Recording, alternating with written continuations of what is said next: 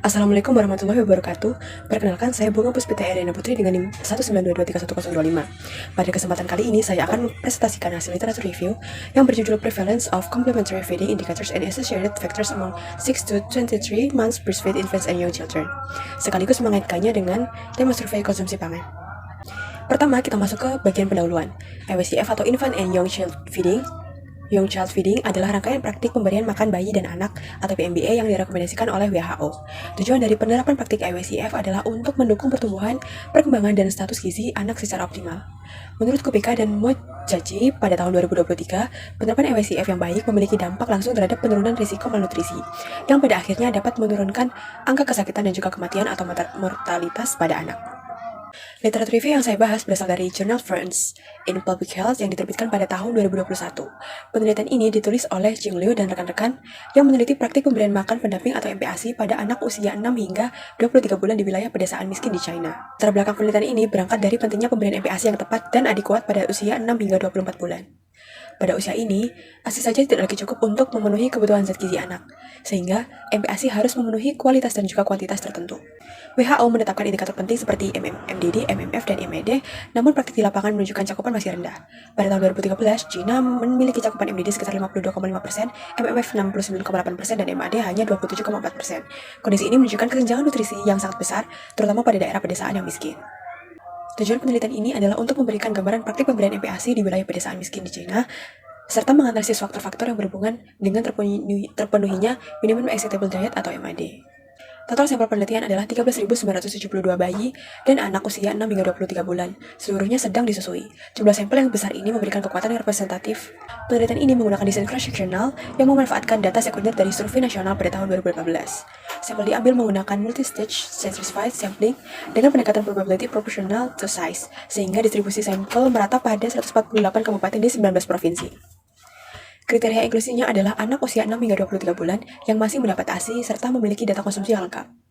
Sementara itu, anak dengan data yang tidak lengkap atau hilang atau missing dikeluarkan dari penelitian. Pengumpulan data dilakukan dengan menggunakan 24-hour dietary recall, yaitu metode pencatatan konsumsi pangan dalam 24 jam terakhir yang diisi oleh orang tua atau pengasuh utama. Variabel yang diukur meliputi indikator WHO, yakni MDD atau Minimum Dietary Diversity, MMF atau Minimum Meal Frequency, MAD atau Minimum Acceptable Diet, ISSF, dan juga NDISF. Analisis data mencakup analisis deskriptif, uji chi-square, dengan regresi logistik multivariat untuk melihat faktor-faktor yang mempengaruhi MAD. Prosedur pengumpulan data dilakukan melalui wawancara tatap muka menggunakan kuesioner standar yang telah diadaptasi berdasarkan indikator WHO dan UNICEF. Data yang dikumpulkan mencakup karakteristik anak seperti usia dan jenis kelamin, karakteristik orang tua seperti pendidikan, pekerjaan, dan etnis, pengetahuan gizi, pengasuh melalui skor pengetahuan, serta status konsumsi MPASI melalui 24-hour dietary recall yang mencatat 8 kelompok makanan. Selain itu, dilakukan pemeriksaan fisik dasar untuk mengonfirmasi kondisi kesehatan anak. Seluruh indikator praktik makan dinilai menggunakan pedoman WHO.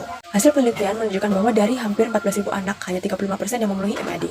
Capaian MDD sebesar 59,5%, sedangkan MMF hanya 51,6%. Angka ini menunjukkan bahwa baik keberagaman maupun frekuensi makan belum optimal. Sebanyak 75,3%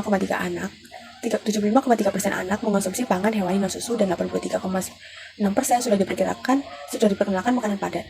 Cakupan MAD dan praktik makan meningkat seiring bertambahnya usia dan paling tinggi pada usia 18 hingga 23 bulan.